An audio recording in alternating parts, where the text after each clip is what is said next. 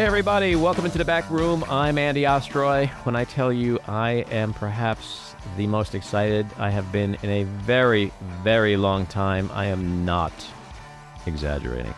That is not hyperbole. And why? Because today we're going to be chatting with the original drummer of the Beatles, Pete Best. And I already have goosebumps. But we're going to be talking to Pete in just a second. So thanks for tuning in. We appreciate you listening, and we'd love to hear your comments. So email us at backroomandy@gmail.com and or post on our social media, and we'll read a few next time. And if you like the podcast, please follow or subscribe and rate and review, and you'll be notified every time we post a new episode. So, Pete Best, he was the original drummer with the iconic band The Beatles, playing with them for 2 years between 1960 and 1962. He was unceremoniously booted from the band after its legendary Hamburg, Germany gigs, and just before the band would skyrocket to worldwide success with its first album release. Pete Best, welcome into the back room. Thank you for having me, Andy. Thank you. You have no idea how much of a thrill this is for me. I am a lifelong Pete Best fan, lifelong Beatles fan, a drummer. As a drummer sitting here talking to you, I've got goosebumps. So I'm so honored to have you talk with me today, and thank you for doing that, sir. My pleasure. So before we get into a lot of the obvious Beatles stuff, I want to go back to you and your childhood. You grew up in Liverpool, and you grew up in kind of a pretty serious musical family in terms of how much music played a role, not just in your life, but in your physical space. Very much so. And I think that emanated through my mother, Mona, who people don't know, but, you know, when she was a teenage girl in India before we moved over to England, to Liverpool, she was touted by one of the big bands in India to become their female singer at that early age. And she would have gone down that professional career only for my grandfather, her father, who turned around and said, no, my dear, that's not the road for you. You're going to be a nurse, which she ended up becoming, and then we migrated over to Liverpool. But yeah, music was in the family, emanated from my mother, Mona, but we've grown up with it. She came up with this wonderful idea of opening the Casbah Coffee Club, you know, which is in the basement of our house in Liverpool, this wonderful Victorian mansion that she bought with the winnings of Never Say Die. And because of that, I've involved myself in music. The whole family's immersed itself in music. Our generations, our future generations, our next generations are all involved in music in some degree, in some extent. So it's all down to Mona and the humble beginnings of the Casbah Coffee Club, where we could actually go and watch live bands in the cellar of our house. Wow. I mean, as a teenager, that must have been amazing. It was. You'd think it. I can remember, Andy, coming back from school, doing a little bit of homework. Club used to open at 7 o'clock, right? And it was run by the family. It was a family business, so all hands to the pump. But I can imagine going down there and the bands were playing, and I was, this was happening underneath my house. I just had to come down from my bedroom and go down the stairs. And there's this embryo, the catalyst for what became the Merseybeat Sound. Wonderful bands playing wonderful music, rock and roll in my house. Here's the key difference between you and I. When I was growing up, my mother would scream at me to lower my stereo. It was too loud. And your mother literally had a club in the basement with live music. So I think your childhood was probably a little bit more fun than mine. Legend has it that Liverpool's Cavern Club is where the Beatles played their first live gigs. But it was, in fact, your mother's Casbah Club, where they actually first played together. Isn't that true? Yeah, very much so. Before they even became the Beatles, they opened as the Quarrymen, August the 29th, 1959, if my memory serves me correct, Andy. And the band which should have opened up, the Les Stewart Quartet, broke up a couple of weeks beforehand. And George Harrison and Ken Brown, who were founder members of that band, came down to someone with a Mona and said, look, bit of bad news, Mo. The band which should have opened up on your residency on Saturday night, it's defunct. And she went, oh my God, what the hell's going to happen? This short notice. And George turned around and said, well, happen to know a couple of guys who aren't doing anything at the present moment, so they may be interested. And Mo said, bring them down, get them down here as soon as you can. So lo and behold, the next day they landed up, and who the hell did it turn out to be? John Lennon and Paul McCartney. Mm-hmm. So Mona put the deal to them. She turned around and said, it's a residency, going to pay you £3, which was, way back in 1959. That was an awful lot of money for little snotty-nosed teenagers, right? And they turned around and said, yes. And she went, by the way, what do you call yourselves? And John turned around and said, well, we used to be called the Quarrymen. She said, well, okay, we'll call you the Quarrymen again. Mm-hmm. And that's how I first became involved with what became the Beatles. I stood in the audience like all the other kids that were at the club that particular night. And I watched and stood in amazement, at the songs that were getting sung and the harmonies. Little realizing that 12 months later, I would have joined this, quartet, mm-hmm. and we were on an incredible journey on our way to Hamburg, mm-hmm. just the start of a whole new musical career in a different dimension. Mm-hmm. Yeah, I can't wait to get into that with you in a few minutes. But so you first played guitar, right, before you started playing the drums? Yeah, that was the funny thing. Like most kids in Liverpool, skiffle bug, all wanted to be Elvis Presley or Gene Vincent or Carl Perkins, right? Stand in front of the mirror, shake your hips, get the girls screaming. Mm-hmm. So like everyone else, I ran out and got a cheap old Spanish guitar and practiced on a few chords, managed to strum along to a couple of songs. But never comfortable with it. Right? Just didn't feel right for me. But I was always, whatever was on, I'd be playing along to, whether it be on fingers, whether it be on spoons, whether I'm banging the plate. It's the one that my mother basically said now, and said, oh, for God's sake, Pete, stop it, But she never did. She encouraged me, which is a wonderful thing. And as a result of that, when the opportunity came to actually form a band, which was the Blackjacks, when mm-hmm. the Quarrymen disappeared and they had a dispute, and we formed the Blackjacks with Ken Brown and Bill Barlow and Chaz Newby, I became the drummer. And I felt, sitting behind a drum kit, I was more at home, right? And when did you pick up? When did you first pick up? Me. He was part of me. When did you pick up the sticks for the first time? I'd be around about 16, 17. Mm-hmm. Quite a late starter when you think about it, compared with, kids. But you got to remember, I wasted a couple of years strumming around on a guitar.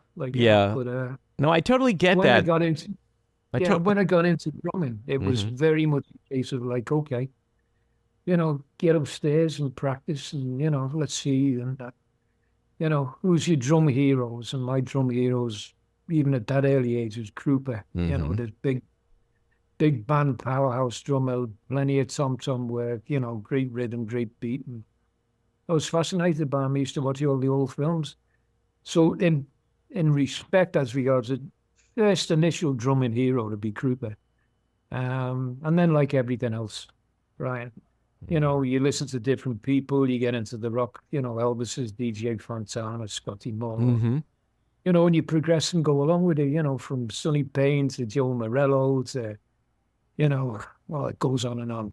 Drummer, you just listen and, hope one day you can emanate them. Buddy Rich, most everybody can do. With left hand takes me all my time to do it, my feet, my toes, my nose, my teeth and everything, but that's the degree of it, and that's the love I have with percussion. It's I get a real buzz out of playing drums. Yeah. Well, you said that you felt at home. As a drummer myself, and as someone who's fantasized about playing a guitar and bought a guitar and took guitar lessons, it's just so different. I can't make that transition. So it's kind of fascinating for me to hear that you had that same problem, which I would imagine a lot of people do. And what your instrument is when you sit down in front of it. Like, it's like, oh, I am home. This is what I was born to do. Is it true your mother pawned all her jewelry and bet on a 33-1 horse in the Epsom Derby, and she won, and that's how she bought the house and was able to eventually open up the club? Gospel. Yeah, we were sitting 1954 Derby, I think it was, Andy. And we didn't know it at the time. And of course, she'd seen this wonderful house, which is now the Casbah Coffee Club Suites, which was our birthplace, our home. And she fell in love with it. Of course, when she first saw it, it was like Dracula's castle. You know, it was overgrown and desolate and everything, been lay vacant for years. But she fell in love with this wonderful mansion. And she went and asked my father. And he turned around and said, no, no, no. He said, quite happy here. It's a big white elephant. I'm not interested. Okay. Okay, he didn't know Mona, right? She's a very determined woman. And when she wants something, she goes after it. Like, and we were watching the derby, or listening to her. And as Never Say Die came in, romping past, a couple of heads up front. She suddenly went from this cool, calm, placid person watching the racing to this screaming banshee, which just erupted in the middle of the kitchen, screaming, I've won my house, I've won my house. Oh my God, that's crazy.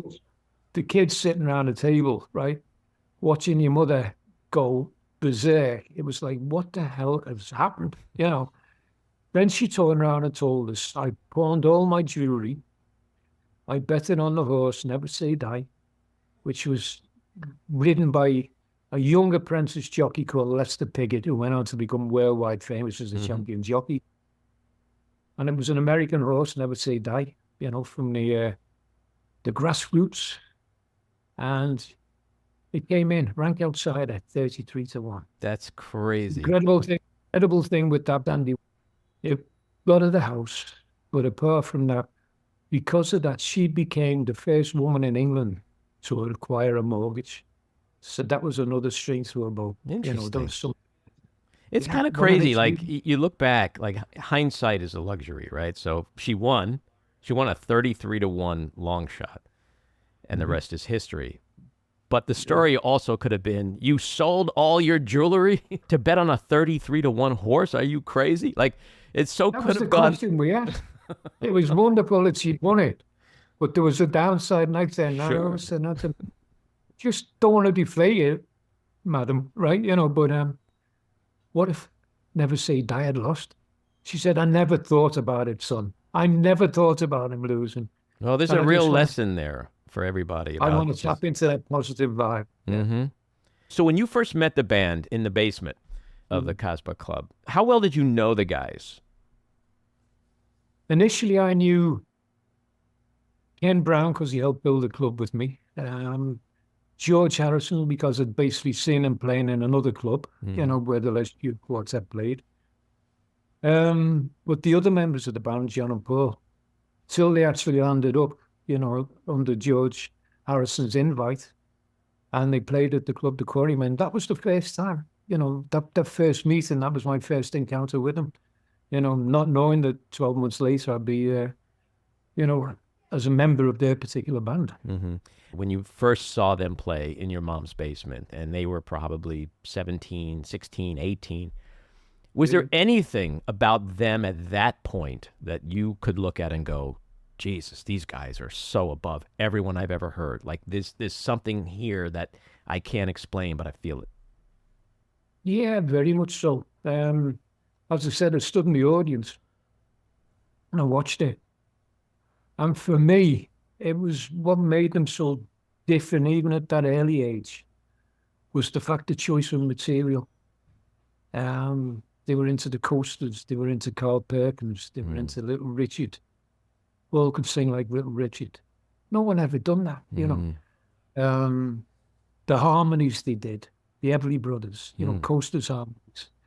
Just the material they chose. And it was like, you know, I'd seen other bands in Liverpool, you know, with a frontline singer, you know, very, how can you put it, one-sided, you know, one-dimensional. These three guys who have great voices, who can sing solo, sing harmonies, sing a cappella. And at that stage, for the level they were at, your musicianship was a high quality as well. So you could see, even at that age, you could see how unique they were.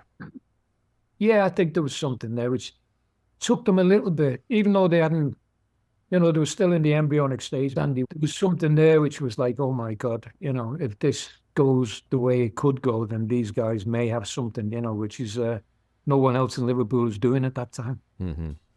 So What was it like once you joined the band? You started playing gigs around Liverpool, the Cavern Club, all that. What was it like actually now sitting in with them and playing? What were those gigs like? Initially, because first trip out to Hamburg, the colossus amount of hours we played, hard work. It was a grind. But I've always turned around and said, those long hours, the 6, 7 hours a night, 12 hours of a weekend, um, that changed us from being a mediocre band, okay, to by the time we'd finished, it was like constant rehearsal all the time. You know, no kids in Liverpool had that or played the amounts of hours that we did. And because of that constant rehearsal, our musicianship increased, our professionalism increased, our stage act increased, our appearance increased. Always on the, improving all the time. So by the time we came back and sitting in it and being part of it and watching the band grow as we grew as people and as we matured as musicians, it was a great feeling. And plus the fact, the other side of it, the audience response had a lot to do with it, the German audiences initially, because different caliber of audience, okay, with licensed pubs and clubs, etc. So you had a cross section of people in there. You had the, German locals, the Hamburg people, the Hamburgites.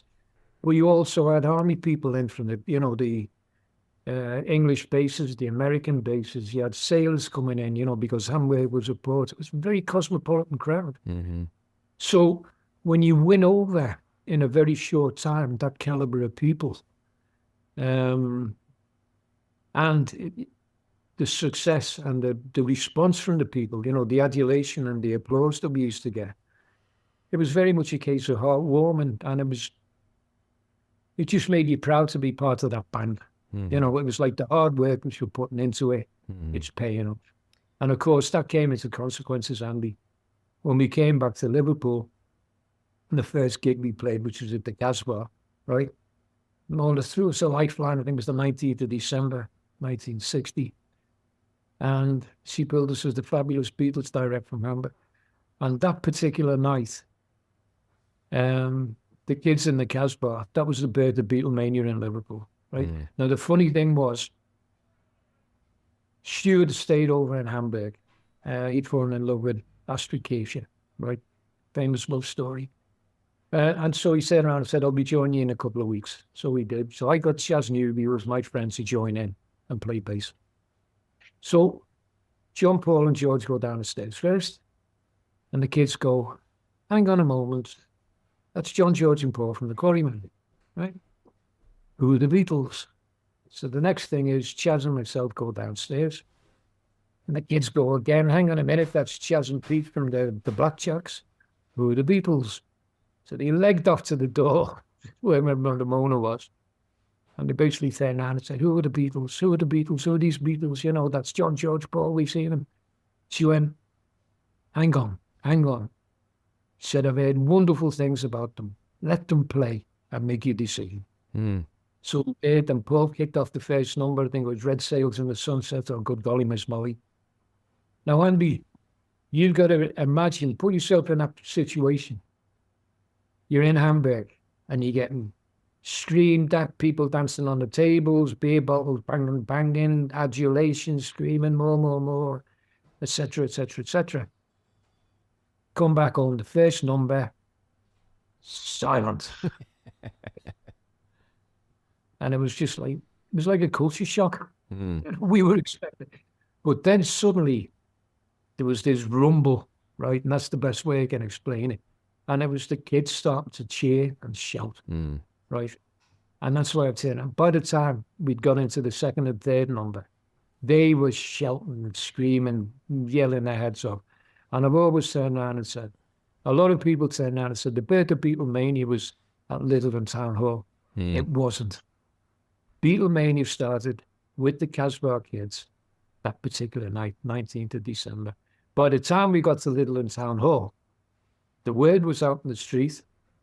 When Mona opened up on Boxing Day, the place was empty because all the kids had gone to Littleton Town Hall. And, well, the rest is history after that. We took Liverpool storm. Now, you guys were all so young at that point, and young men, in their teen years are always obsessed with girls, especially if you're in music. It's a lot of it's one of the major reasons young guys go into music is to get the girls, That's right? rock and roll, isn't it? Yeah, yeah. And you were quite a handsome lad, and the legend has it that the girls were coming to see you in large part. And so, was there a jealousy in those early periods? Were they coming to see you, and did that create any kind of conflict with the other guys, do you think? Spoken or unspoken? No, I mean, if it did, then it was unspoken of. They never showed it. That's the easiest way of putting it. But to be quite honest, I mean, okay, you pinpointed me as being like sort of a focal point for the girls and that. But we were all good-looking lads, and on any given night, each fella got their fair share of screams. John got his fair share of screams. Paul, George. So if there was, touching the green eyes, a little bit of jealousy because I may have got a few screams one particular night with more than them. It's something which, as far as I was concerned, no one should have paid any attention to it. Right, what they were screaming at, who they personified in the band, right, is up to themselves. They were screaming. They'd come to be entertained by the band. Who they endeavor to, support within the band is entirely up to themselves. But as long as they were there and they were supporting the band, that was the way I was looking at it. So who the hell gets the screams, as long as they're screaming, that was all I cared about. Yeah.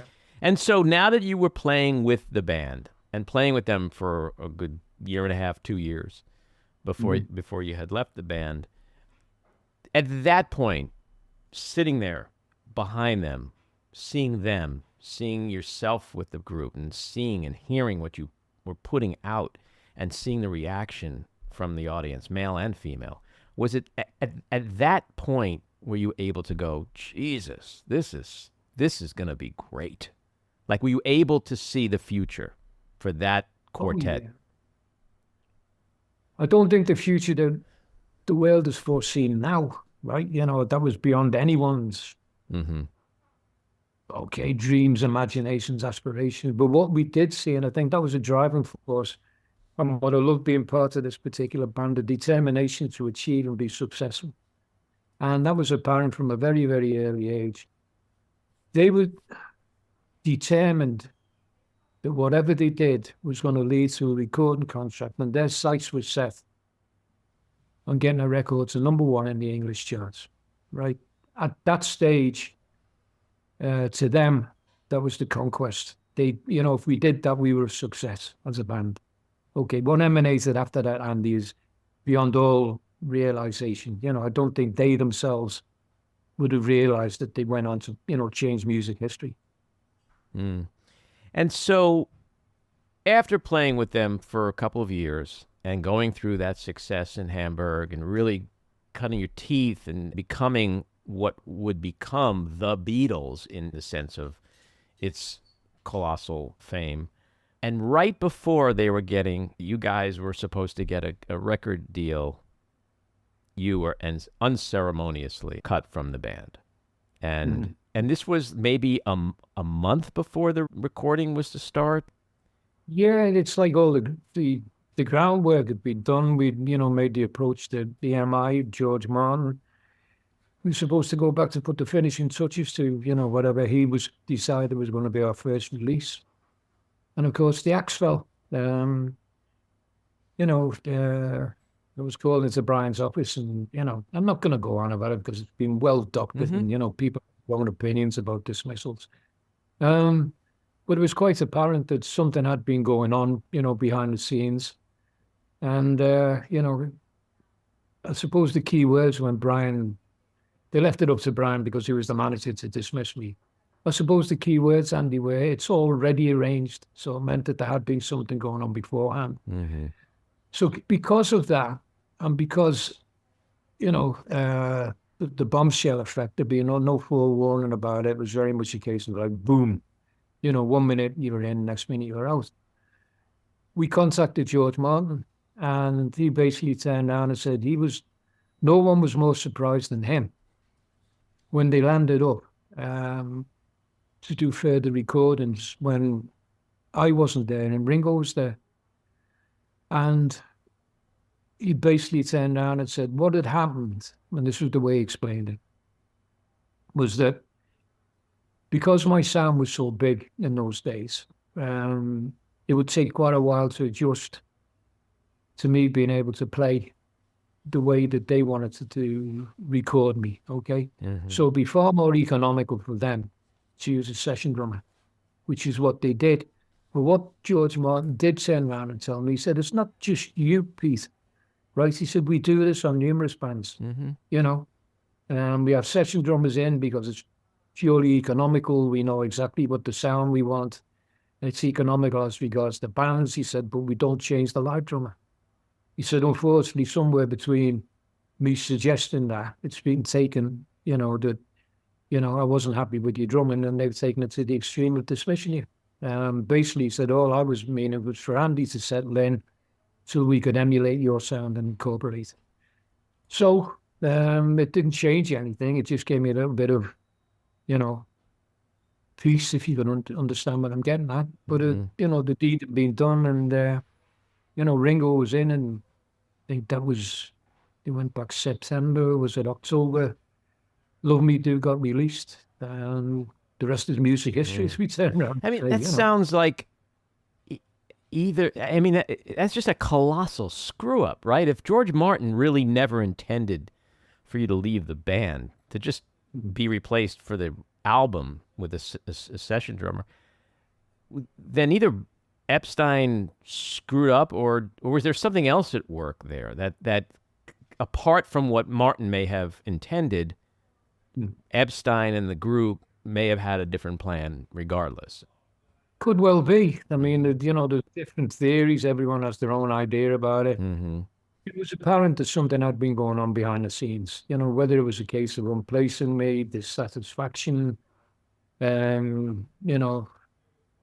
don't really know. That even after all these years, it's still a grey area as far as I'm concerned. But I've reached the stage now in my life, and quite some time ago, where it's like, fine, I'm happy with life. I'm happy with what happened, right? I've adjusted to it. I've, lived my own life, regardless of what happened. I've been compensated in many, many different ways for it, which I'm very happy about.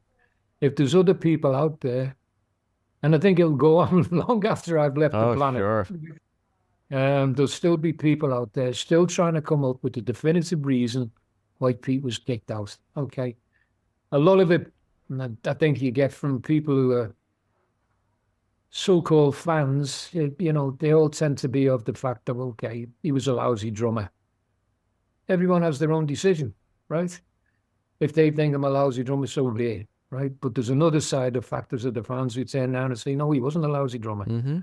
So, well, just to step in here and defend you for a second, you couldn't have been a lousy drummer, because everything that you and the band did for 2 years, which led to their initial recording contract and all that, was based on all of the gigs, based on all the attention, based on the musicianship and the quality of the material you guys put out together. So that can't be it. Okay, that's just not logical, right? You are part. If the Beatles were a house, you are part of the foundation. There's no arguing that. Okay, the argument could have been made easily if they didn't get a deal and they never went on to success. They would say, oh, maybe that was because Pete was a lousy drummer. But your drumming was instrumental in how that band was shaped in its formative years, and so that's a very unfair assessment, in my opinion, for people and certainly history to make. Yeah, that's why it's out there. That's why, as I turned around and said to you, Andy, I think, long after we've gone, the enigma of Pete Best's dismissal will long go on. But that's what they want to thrash out, then so be it, Sure. You're 83 now? We'll be 83, in November. So you're talking now with the wisdom of an 83-year-old man. But that's nice of you to say that. Yeah, well, and in my country, you could be running for president, right? You might even be considered a young man. God forbid if your country ever got me as president. Go on. Yeah.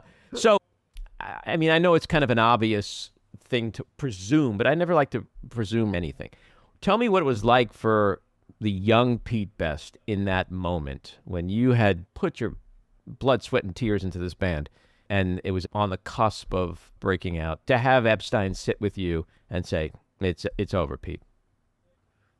Yeah, I think the easiest key word that expresses it was heartbroken. Hmm. You know, it's just like you've been with the band for 2 years, achieved success, you're on the cusp of, breaking through, because we can all feel it. And then, the golden apple is snatched away from you. Hmm. You can't put it into any other perspective. If I turn around to you, Andy, and turned around and said, nah, it didn't mean anything to me. Mm-hmm. I just walked away from it and left it alone and said, yeah, fine. So what? Mm-hmm. It wasn't, we'd been through so much together. We'd been through blood, sweat, and tears. And I don't want to go on about it, but it's very much a case of, you know, when it happens, the only thing you can feel is despair and heartbreak. Mm. And you didn't hear from any of the guys after about it? No one said anything to you? No, that's the funny thing. Mm.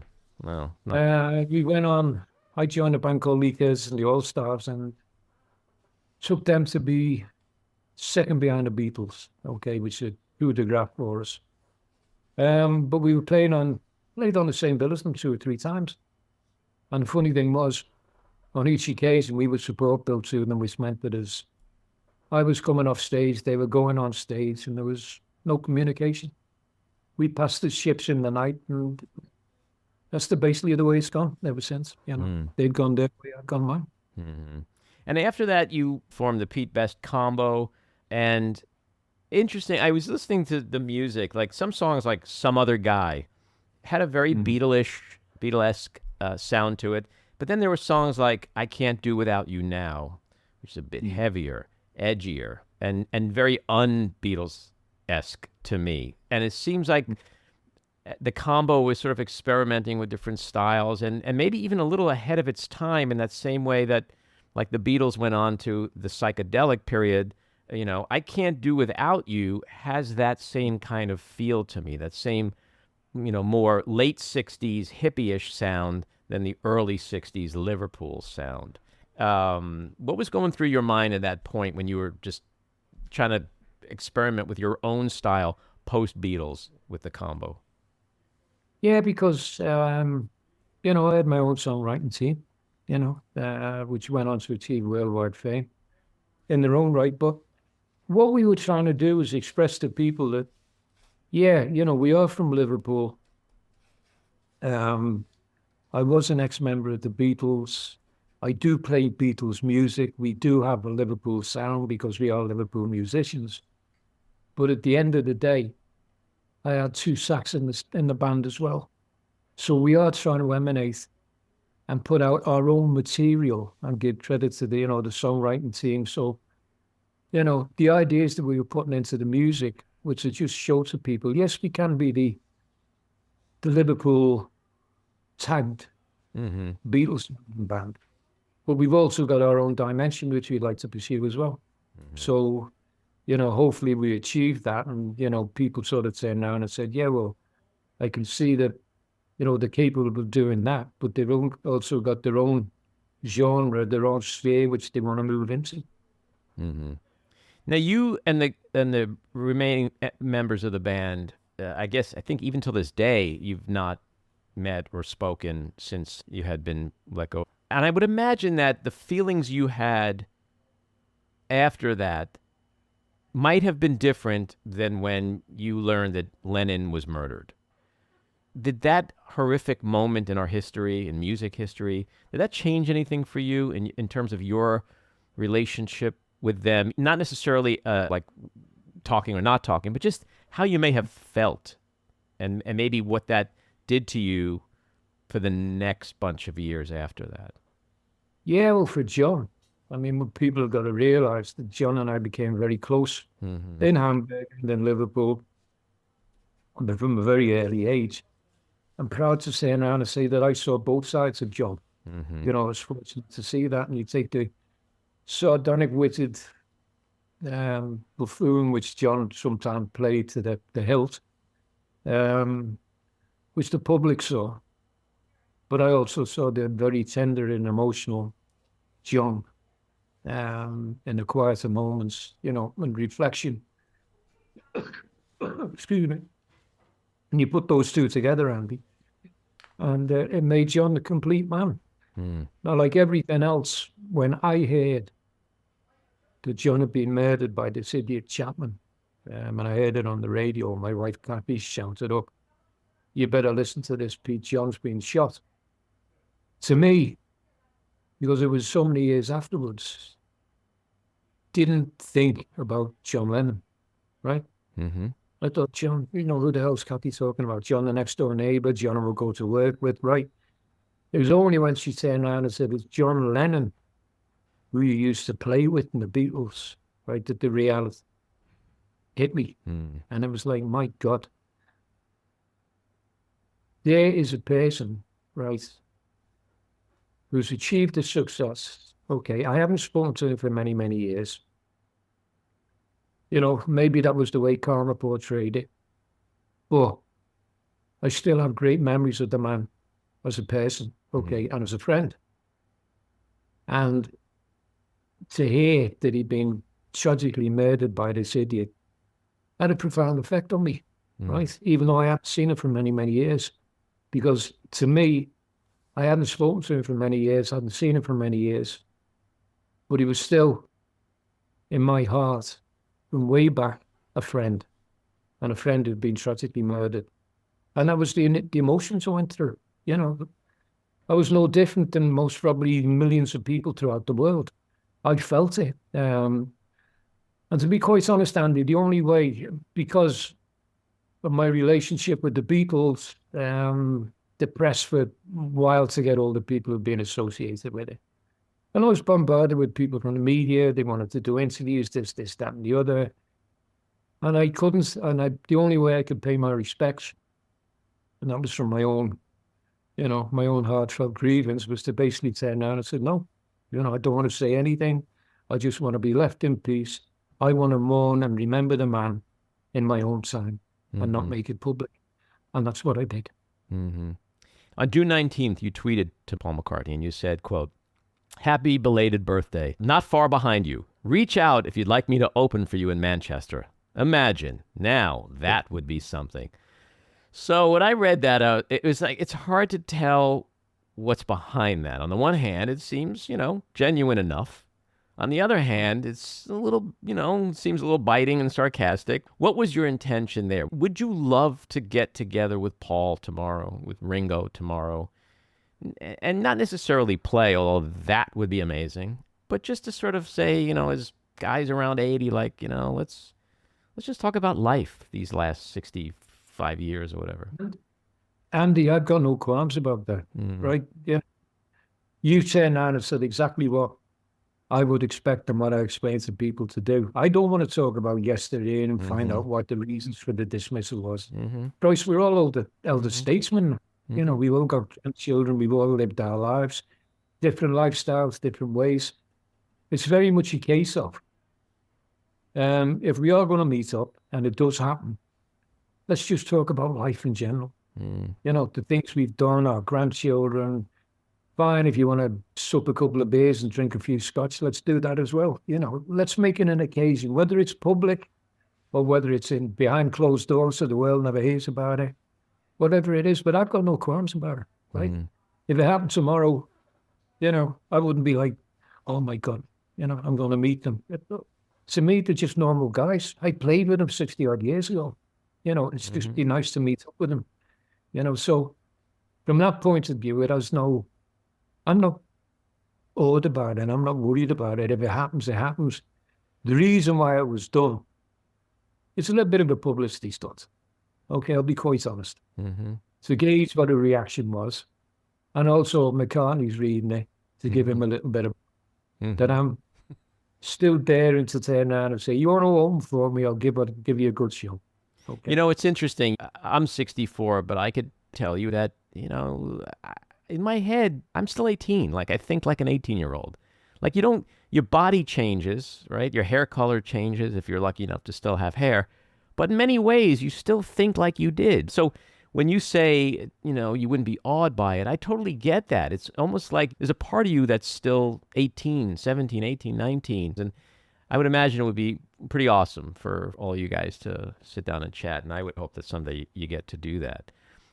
You were financially remunerated by the group in 1995 when they put together the anthology album. They came to you and said, "Hey, Pete, we want to use some tracks." And I think from what I read, you got somewhere around $1 million or over $1 million for that, which is great. And in your defense, yet again, and I know you've said this over the years too, like 7 out of, what was it, 60 tracks on that album were Pete Best I believe so. tracks? I mean, it's hard to say you were a lousy drummer and the contribution wasn't significant if 7 out of 60 tracks are yours from a band that, you only played with for 2 years. So I'm just going to put that out there. But I'm glad that you did get that payment because I think you deserve more than that. Tough question. Do you believe you were a better drummer than Ringo? I think you ask any drummer's pride will turn around and say yes. Public make their own mind up about it. I've played in front of audiences where audiences turn around and said you're far superior to him. I've played in front of audiences where part of the audience goes, no, Ringo's better than you. Mm-hmm. Everyone has their own opinion. With the Beatles, do you think the Beatles would have still been the Beatles, quote unquote, and achieved the same success had you remained with the band? Be quite honest, yeah. Mm-hmm. Okay, because unfortunately what people listen to is a very old demo tape of Love Me Do, and they criticize it because they think I'm dropping beats. I'm not. That was the way the arrangement was played. Okay, that was the way we tried and tested it in front of the public. That was the way we played it for George Martin. Yeah, there is a change in tempo, there is a skip beat, but that's the way we arranged it, right? Given the progress and the education, because let's be quite honest, their musical education and their musical prowess grew with the success that they achieved, right? Even from the time I was with them and from the time that I wasn't with them, their musical education grew, their recording knowledge grew. I think mine would have grown with it, right? We'd done everything else together. So, if I'd still been part of the band, my pride, professional pride, would have turned around and said, yes, I've got to keep to the same levels as those guys. So I think, yeah, it may be slightly different recording-wise, but not a great deal of difference where people can go, that's Ringo sound and that's Pete sound. Okay, because I think a lot of the sound which emanates from the Beatles is record produced. And it's their ideas and George Martin's ideas. And they were so far ahead of the field in trying new techniques and new songs, to keep ahead of everyone else. I think being embroiled in being part of that as well. Yeah, it's been said by a lot of people, including musical historians, that you really did help shape the Beatles' original sound and were the backbone of the band's performances, obviously, as we talked about before. When you reflect back on those Beatles years, what do you think was your greatest contribution to the band? Just being there for them. Okay. I created a drum sound which captivated a lot of audiences, brought power to the band. It was nicknamed the Atom Beat by the media when I brought it back home to Liverpool. It was copied by so many different drummers in Liverpool who tried to emulate the sound of the Beatles. It was just a general contribution, to be part of it and to contribute as much as you did.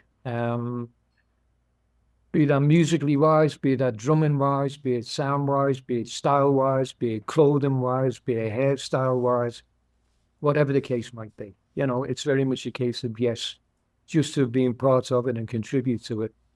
That to me is something which I'm very happy that I could have done and did have the opportunity to do. When you look back, because you've lived a long life, but you've also in a very early part of your life had this incredible experience. Is there any part of you, even just the tiniest part, that wishes you had not been a member of that band? because of how it turned out? Was it a curse or a blessing when you reflect back on those years? I'd say it was a blessing. And I like to think about it as a blessing because the way I look at it, Andy, if I'd never been part of that band, I may never have met my wife. I may never have had my children, may never have had my grandchildren. Mm-hmm. I might be living the lifestyle which I'm living now. So even though, yes, at a very early age, a horrific thing happened to me, regardless of that, you persevere and your lifestyle and your determination compensates you for a lot of that.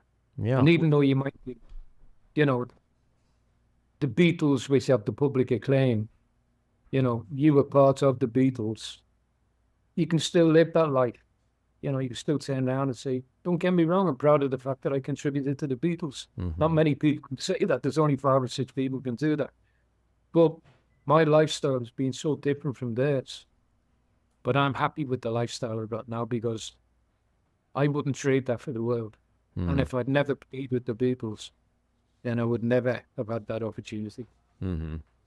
So are you able at all at this point in your life, after 62, 3, 4 years, to, in a sense, be a fan of the Beatles like the rest of us and enjoy and appreciate the incredible musical journey they went on after you?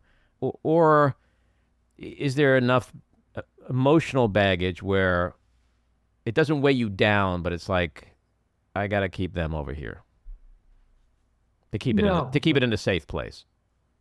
No, far from it. I'm a fan of the music, Mm-hmm. right? I'm a fan of the success they've achieved. Regardless of what happened to me, it was nice to see them and the self-belief that we had in ourselves and as a band come to the fruition.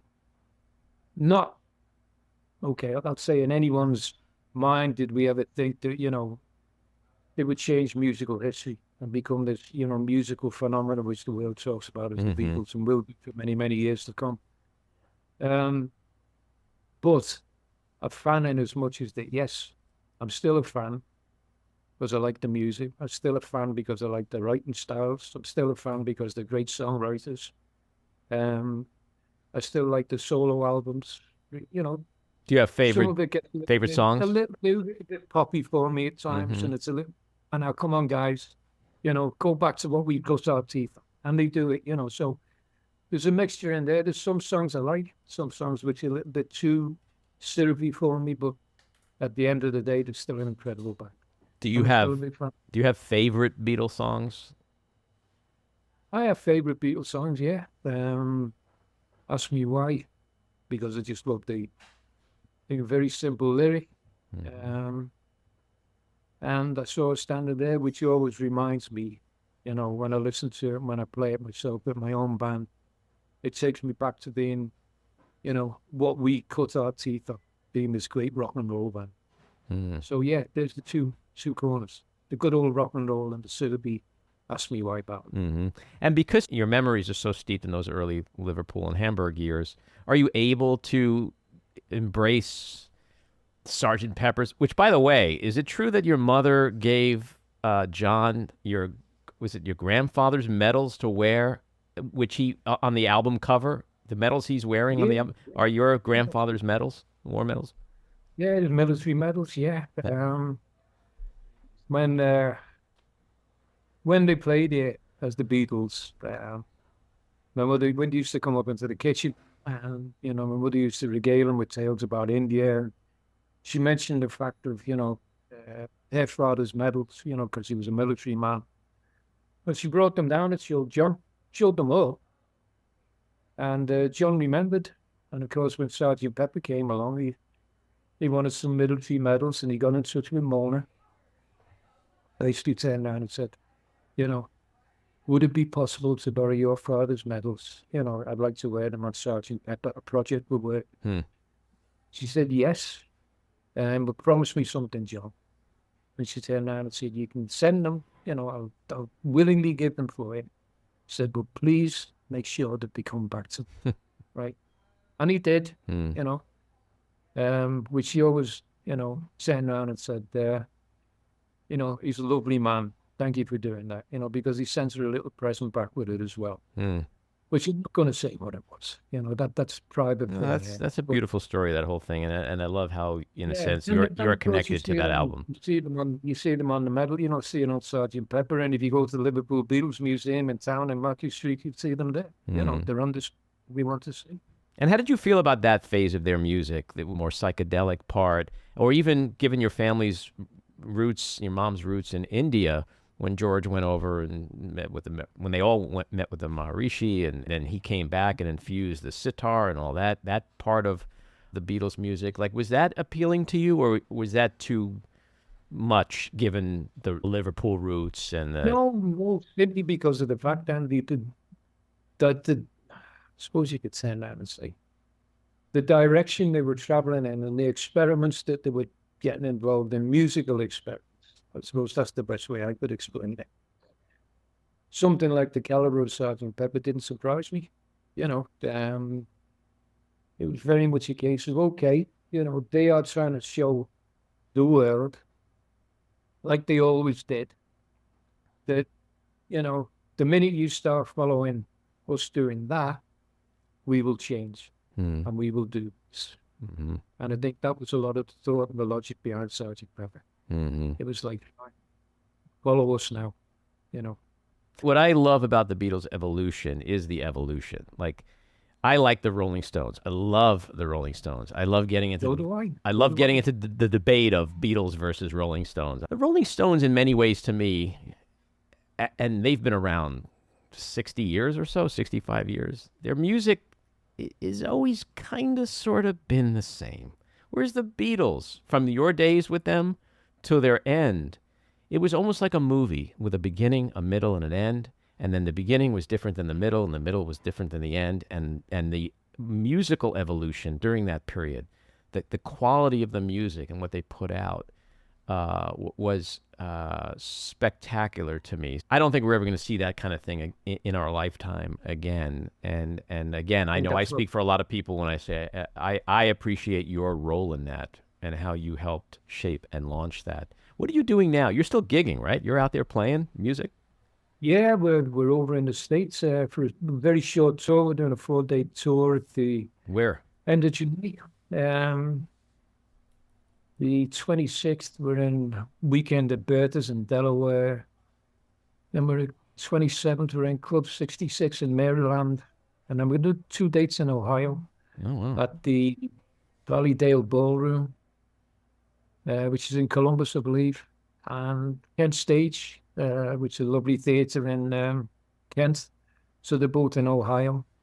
And then, of course, it's a quick trip out there and a very, very quick trip back, because we've got the Casbah Coffee Suites Hotel to open, which is due to open on August the 1st. Bookable now through Airbnb. We're out there, so it's very much a case of, come and see us. But I'll tell you a little bit about the history about that, Andy. Because of the legacy our mother Mona left us, right? Rogue and I have always said now, so we wanted to keep the legacy going, right? And we have the wonderful Casbah Coffee Club. We have the wonderful Liverpool Beatles Museum in Matty Street, which, our own and, Rogue's and mine. So we had the idea to keep the legacy going and enhance it again. We converted the old Victorian mansion above the Casbah, which is our home, or was our home, our childhood home. And we've converted it into what we call the Casbah Coffee Club Suites. And the 5 suites, the McCartney Suite, the Lennon Suite, the Harrison Suite, the Sutcliffe Suite, and a Best Suite. And, if people want to enjoy the Beatles and come to a place and stay in a place and spend nights and, book in for it and enjoy the places where the Beatles slept, enjoy the places where the Beatles played, enjoy the places where the Beatles rehearsed, enjoy the places where the Beatles partied, frolicked. It took place in these rooms. Okay, that's why it's so unique. So August the 1, August the 1st, Airbnb. Make sure, check it out. That's in Liverpool? And, we'd love to see it. That's in Liverpool? That's in Liverpool, yeah. My late wife and I, my late wife Adrian and I, best trip I ever took in my life, we went to Liverpool and did a whole Beatles tour. Went to the Forthland Roadhouse, Mendeps, the whole 9 yards, up Penny Lane. I remember standing inside Paul's childhood home, which is a museum now, as you know, and it's all recreated. But like there was these great photos on the walls, and I was standing looking at a photo, and Paul and John were seated on the floor across from each other, cross-legged, with guitars, clearly like 15, 16 years old, working on early songs. And then I realized I was standing in that spot. And I'll tell you, Pete, I got goosebumps standing in that spot, thinking about what was created where I was standing, what musical history was. So next time I head to Liverpool, which I hope to do at some point soon, I will be sure to go there. And I'm in New York, but I'm going to try to make one of your gigs here in the States. That would be so much fun. You'd love to see it. Yeah. If you're coming back to Liverpool again, you got to stay in the Casbah clubs. Oh, for... If you got Bruce Pimple, where else am I going to stay? Road, you're going to have goosebumps all over you. No. Right? Trust me. I'll be in that building. My last question to you. You mentioned legacy a minute ago. Sometimes when things play out, like things played out for you all those years ago, that's what people remember more than anything else, and perhaps even unfairly. You may always be known as, quote, the former Beatles drummer, Pete Best. Are you okay with that? Are you okay with that being your legacy? It's a legacy for some people. Yeah. They want to allude to me as that, then fine. But at the end of the day, if people are aware of the fact of who I am as a person, then they will realize there's other things that, my life. I've been an author, I've been, DVD director, I've got my own band, I tour, so, it's not just a case of, clinging on to that. But if people want to turn around and say, fine, I will remember Pete because of that, fine, then so be it. Like, personally, myself, I would like to thank him for remembering me being part of that, but also accept me for what I've achieved as a man up to date. Well, look at me as a total entity. Okay. Well, I can speak for myself and say that's how I see you, and you have had an illustrious life, and that includes that part of your life and the contribution that you have made to music that has been so much a part of people's lives these past 65 years. So I thank you from the bottom of my heart. I thank you for that and your role in that. And this has truly been an honor you can't imagine for me to speak with you, Pete. Thank you for coming. Andy, very humbled by what you've turned around and said, but it's been an honor. Thank you for inviting me. I hope that your listeners and you yourself enjoy what we've been talking about. And if you come to Liverpool, get on the end of the phone. Okay. Oh, you'll be the first one I call. All right. So. Pete, thanks again so much. This was great. God bless, Andy. Take care. And you. Bye-bye. This episode of The Back Room was edited and produced by me, Andy Ostroy. It was co-edited and co-produced by Matty Rosenberg and co-produced by Jen Hammoud. Our theme song was composed by Andrew Hollander, and our logo was designed by Cricket Langell. And special thanks to Patricia Wind. Please take a moment to rate and review the podcast, and also follow or subscribe. Until next time, keep your eyes on Washington, Hollywood, and your own backyards, and have a great week.